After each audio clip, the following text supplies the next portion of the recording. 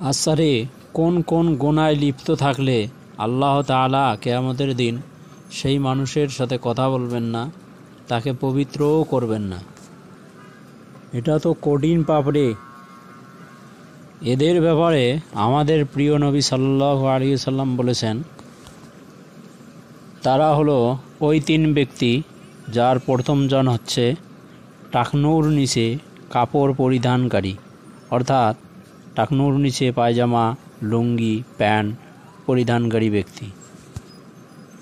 দ্বিতীয় জন হচ্ছে উপকার করে খোঁড়া দানকারী ব্যক্তি, অর্থাৎ কোনো মানুষের উপকার করলো, করে আবার বলে যে আমি না সেদিন তোমার উপকার করলাম।